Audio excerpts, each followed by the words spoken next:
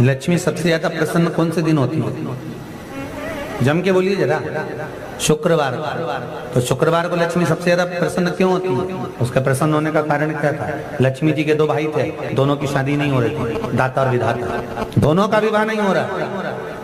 और दाता विधाता के लिए लक्ष्मी बड़ी परेशान थी, रोज नारायण से कहती थी प्रभु कुछ कृपा करिए, दाता विधाता का विवाह नहीं हो रहा, उम्र होती चली जा रही, इनका कुछ करिए प्रभु, आप नारायण हो, आप कुछ तो कर सकते हो। भगवान नारायण ने तब लक्ष्मी से कहा एक काम करो, बेलपत्री के पेड़ के नीचे बैठकर लक्ष्मी तुम अनुष्ठान करो तुम्हारे भाइयों के विवाह के लिए। इसलिए आज भी हमारे हिंदू धर्म की रीति है कि बेलपत्री के पेड़ के नीचे शाम के समय लक्ष्मी का वासा होता है। इसलिए लोग इस बेलपत्री के पेड़ के नीचे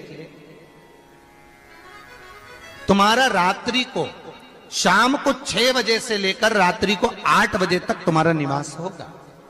जैसे पीपल के पेड़ में देवताओं का निवास, आपको आप लोगों ने यदि पद्म पुराण पढ़ी होगी या सुनी होगी तो उसमें स्पष्ट कहा है, पीपल के वृक्ष की गणना ध्यान देना, पीपल के वृक्ष में सुबह 4 बजे से लेकर 7 बजे तक ब्रह्मा जी का वासा होता है। पीपल के वृक्ष में सुबह 7 बजे तक ब्रह्मा जी का वासा, 7 बजे से लेकर 10:30 बजे तक पीपल के वृक्ष में भगवान विष्णु का वासा होता है। कितनी बजे तक? 10:30।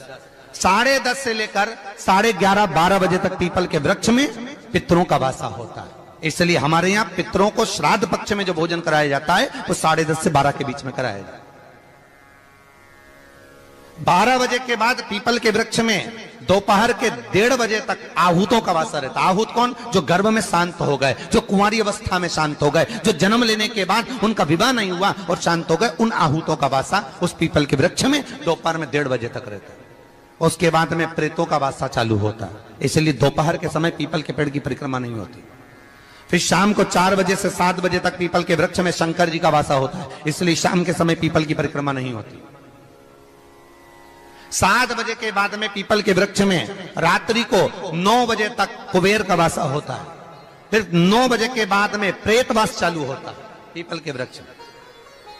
उसी तरह बेलपत्री का जो वृक्ष है, उस बेलपत्री के वृक्ष के नीचे रात्रि को 8 बजे से लेकर 12 बजे तक बेलपत्री के पेड़ के नीचे कुबेर का निवास होता है। महाराज, कुबेर का निवास। प्रयास करा करो इसी बेलपत्री के पेड़ के नीचे हम दीप लगाएं, घी का दीप। यदि संपदा की कमी हो तो, अगर भगवान ने खूब संपदा दी है तो भले मत लगाओ, कोई दिक्कत। महामृत्युंजय मंत्र का यदि आप जाप करते हो और आपको मालूम पड़ गया कि शरीर में मुझे ये रोग हो गया है, मुझे शुगर हो गया है, मुझे बीपी हो गया है, मेरा ब्लड प्रेशर ऊंचा नीचा रह रहा है, कोई भयंकर रोग, मेरे रिश्तेदार को कोई कैंसर जैसा रोग हो गया, किसी को कोई थायराइड हो गया, किसी को कोई किडनी और लीवर में सूजन हो गई, किसी को कहीं किडनी और लीवर में तकलीफ हो गई, तो शिव महापुराण की कथा कहती है, नवग्रह शिव महापुराण की कथा कहती है कि बेलपत्री के वृक्ष के नीचे महामृत्युंजय मंत्र का जाप जो शुक्रवार की शुक्रवार घी का दिया लगाकर करता है, उसके रोग बाबा देवाधिदेव महादेव समाप्त करते चले जाते हैं। ये संजीवनी मंत्र शुक्रवार के दिन भगवान शंकर को शुक्र को दिया था, इसलिए उसकी प्रधानता है।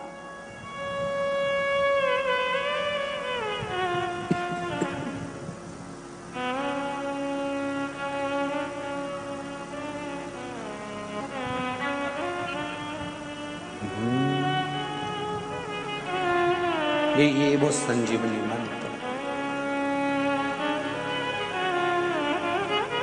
शुक्रवार के दिन बेलपत्री के वृक्ष के नीचे बैठकर घृत का दिया लगाकर शरीर में जो रोग है उसका स्मरण कर कर शंकर जी से विनय कर कर, हे भोलेनाथ आपने शुक्र देवता को संजीवनी मंत्र दिया है, तो क्या आप मेरे को वो मंत्र प्रदान नहीं करोगे?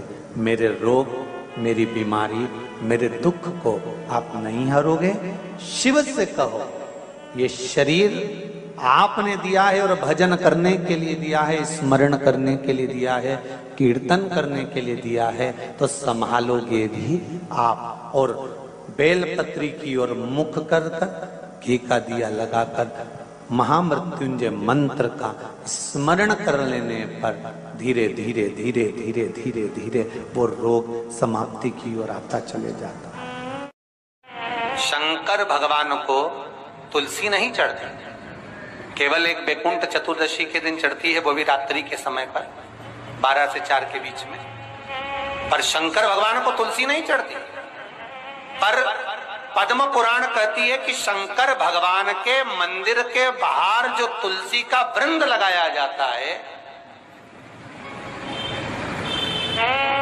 शिव जी के मंदिर के बाहर जो तुलसी का पौधा लगा रहता है या लगाया जाता है, उस तुलसी के पौधे में जितनी मंजरियां लगती हैं, उस मंजरियों में जितने दाने लगते हैं, उतने दाने गिन लिए जाएं और उतने समय का बैकुंठ का वास उस मनुष्य को प्राप्त हो जाता है हमारा मृत्यु के बाद। इतना विचित्र बात है, शंकर को तुलसी नहीं चढ़ती, पर शंकर के दरवाजे के बाहर शिव के द्वार पर जो तुलसी का पौधा लगा है, किसी ने लगाया है, किसी ने रोपित करा है, उस पौधे में जितनी मंजरियां लगी हैं, उस मंजरियों में जितने दाने लगे हैं, उस दाने जितने हैं उसको काउंट करा जाए, उसके बराबर उतने ही 1000 वर्षों तक उस जीवात्मा को बैकुंठ का वास मिलता है। क्यों? उसकी कथा भी यहां पर वर्णन है। जब भगवान विष्णु सामने शंकर के बैठे थे और भगवान शिव ने जब सत्यनारायण नाम रख दिया था, तब भगवान विष्णु शिव से कहते हैं नारायण, भगवान शंकर से कहते हैं भोलेनाथ, त्रिकालदर्शी, कैलाशी, अविनाशी, हे शिव। मेरे सारे विग्रह के साथ में लक्ष्मी मेरे साथ में। बहुत ध्यान देना महाराज, मैं अगर नारायण रूप में हूं तो लक्ष्मी मेरे साथ में, मैं राम रूप में हूं तो सीता मेरे साथ में, मैं कृष्ण रूप में हूं तो राधा मेरे साथ में, मैं रंगनाथ रूप में हूं तो गोदा मेरे साथ में लक्ष्मी सदा विराजमान है। पर आज आपने मेरा जो सत्यनारायण नाम रखा है, मैं अपना संग किसको ले? तब भगवान शिव ने कहा, आप जब बाहर निकले जो रोपित मिले बस वही आपको समर्पित हो। तुलसी का पौधा रोपित था, उस तुलसी के दल को भगवान नारायण ने अपना संग बनाया।